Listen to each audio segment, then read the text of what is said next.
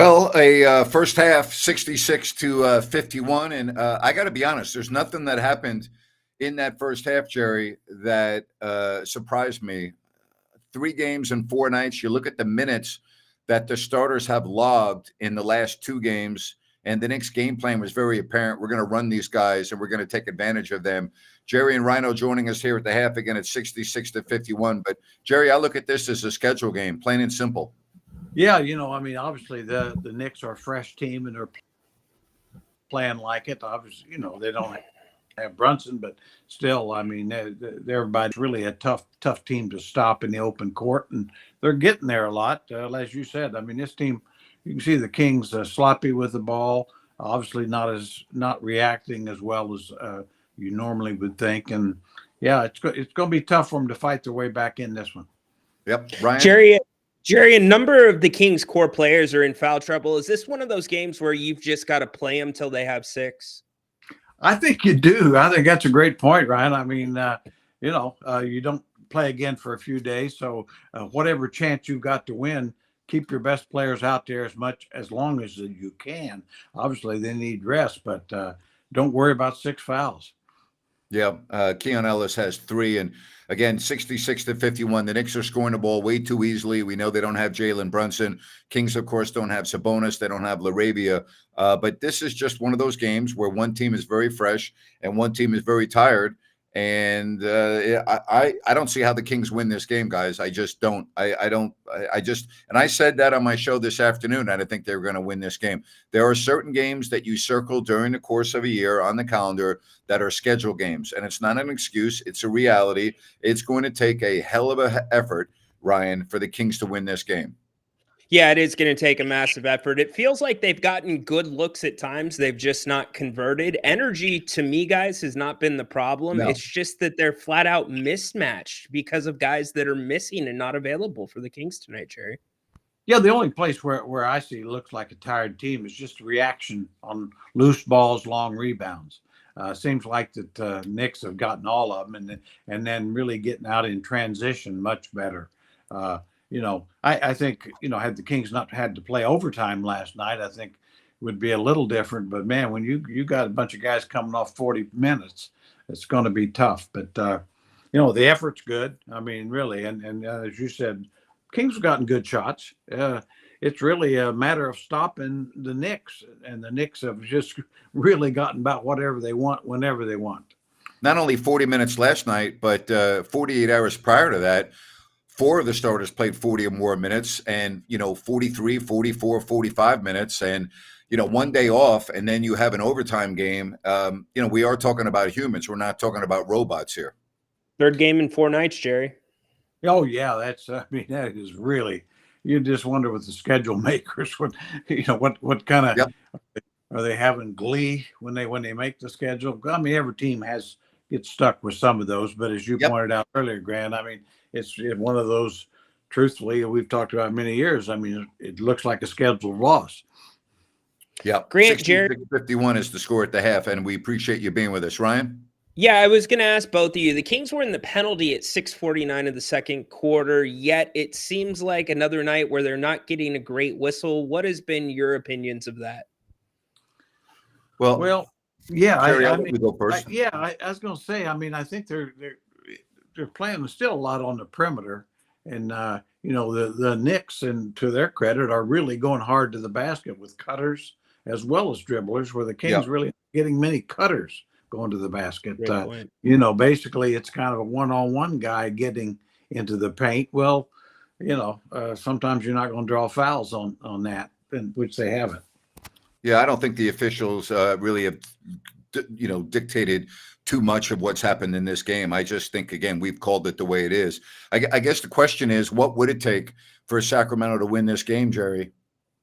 Well, I think they're going to have to probably find a way to get the Knicks out of their real comfort zone. Maybe go more zone. Maybe press, maybe stretch the game out, drop into the zone, just get them out of their comfort zone, because clearly against the man that we've seen, they're moving the ball very easily and getting penetration right to the basket. So that would be as much as anything, and because you're going to have to create some turnovers too with the Knicks, and really the only turnovers they made are ones that they made themselves. You really haven't forced any. Yeah, it's a great point, Jerry. 8 turnovers, 10 assists for the Kings. It really feels like, Grant, it's got to be a second half like the Kings had against Miami when they were on the second night of a back-to-back, where you've got to make it hectic. The Knicks are 25th in the NBA in pace. The Kings want to turn defense into offense. Whose will wins in the second half, Napes? Yeah, I don't feel it tonight. I just don't. I think it's just one of those things. It's not impossible, but it's going to be a Herculean effort. Interesting that Dallas beat the Spurs. The Spurs may not. The Spurs are done, and then Phoenix lost. And why that's interesting is Dallas right now is 2.5 games ahead of Phoenix, and we're running out of games here. And Phoenix has a brutal schedule, and I'm just wondering, if Dallas should get in as a 10th seed. Being 9th right now might be the best damn place you can be. Who wouldn't want to play Dallas in a 48-minute winner-take-all game? Now, you might have Anthony Davis back for that, but you're certainly not going to have Kyrie Irving. I'm kind of looking ahead a little bit, but it's kind of interesting. Phoenix just can't seem to get any momentum going right now, and the Kings, of course, play them on the night after the Warriors. So 2 games from now will be Sacramento and Phoenix. Yeah, I agree with you there. I mean, who would rather play? I mean, certainly in a one game with any team with Durant and Booker on it, you'd rather play the other team right now. Yeah. No Kyrie Irving in particular. So, boy, it's interesting too. I watched Denver go into Oklahoma City and smack them around a little bit tonight. And Jokic was just he's the real deal. Oh boy. Yeah. But anyway, I mean, it's one of those things where I think it was a nice message probably to the West that, Oklahoma City is the best team. They've proven that so far, but maybe it's not a given. Yeah. Todd, we're really kind of moved on from the Clippers game. We really appreciate the super chat, but we pretty much covered everything in that game. And again, thank you very much for your super chat donation. I think you make a very good point.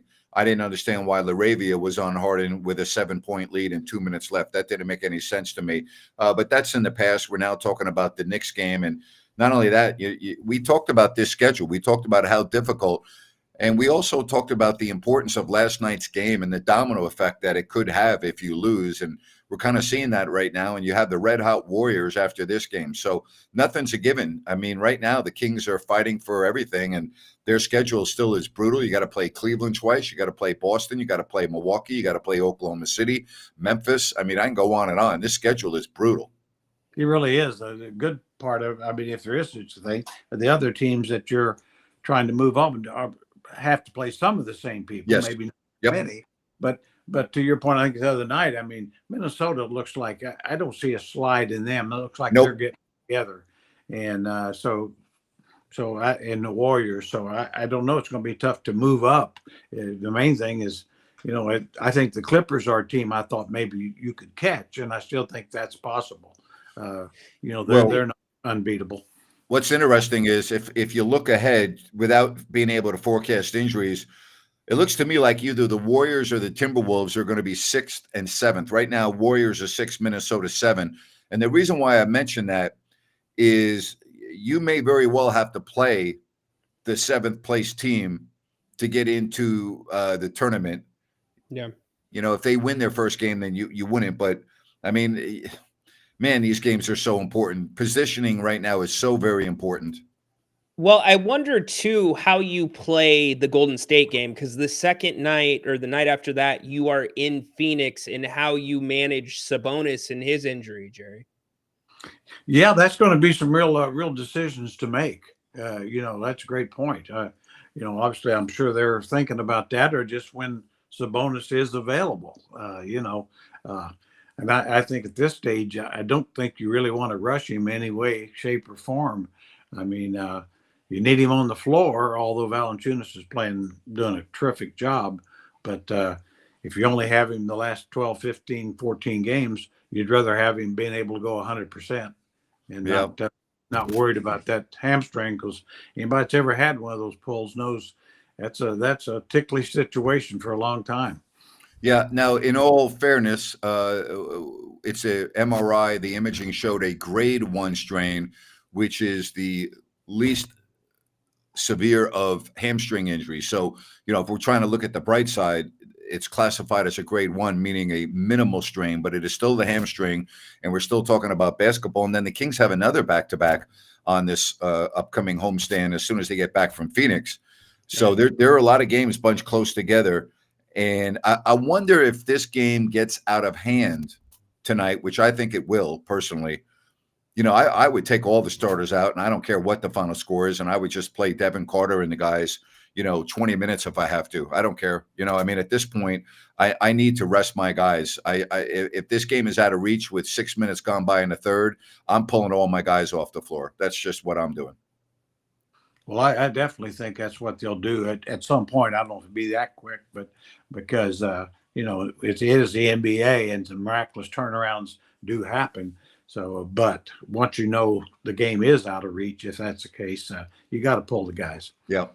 Yeah, and get some run for the back end. Some of those guys that might be seeing minutes. Anybody have Isaac Jones getting minutes tonight before we heard about Jake LaRavia? Yeah, and by the way, I think they missed LaRavia. Defensively, he's the guy you could put on Anunoby or Mikal Bridges. I think he's a guy that the last few games you're starting to see, the level of player that they thought they were getting, not just a scrappy defender, but he can score the ball. And certainly in a game like this, he's missed. Yep. All right, guys. Appreciate it, Jerry. Thank you very much. Rhino will be on right after the game. We look forward to that. Your phone calls, again, that will be in about an hour. Kings have some work to do. Watch the first 4 to 6 minutes of this third quarter. It will tell a lot. Thanks, guys. Thanks. Take care, guys. All right. Thank you, everyone. Talk to you in an hour. Bye-bye.